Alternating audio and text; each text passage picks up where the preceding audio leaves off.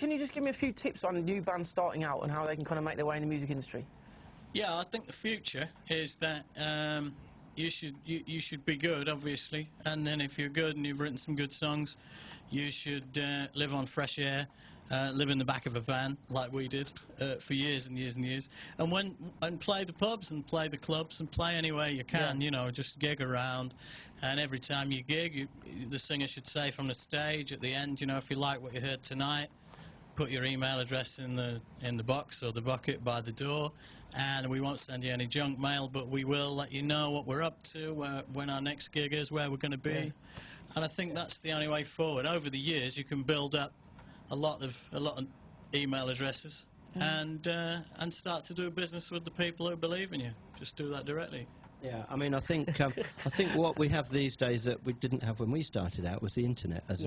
Is a great tool for keeping in contact with all the people that have been to see you. So, you know, you should try and use that as much as possible. Have you been on your laptop tonight, Pete? And well, emailing the fans. No, Where did you see? I've been here in sunny Birmingham. Yeah.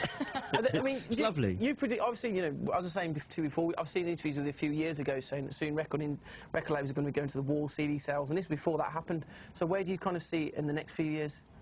I think there's a good... I mean, you can't be sure, but I think there's a good chance all music's going to become free. I really do, and that's going to present challenges to artists as well. They're going to have to find ways of making a living.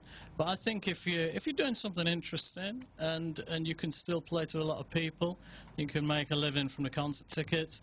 You can get people to buy into the music you haven't made yet instead of the music you made already. Yeah. So, I mean, I can imagine a situation where an artist turns around and says, okay, I've written a load of great songs, I'm about to start recording, but I'm not going to start until there's £500,000 in the bank. So everybody send me a quid or a fiver or whatever, and you can go to my website and see the money building up.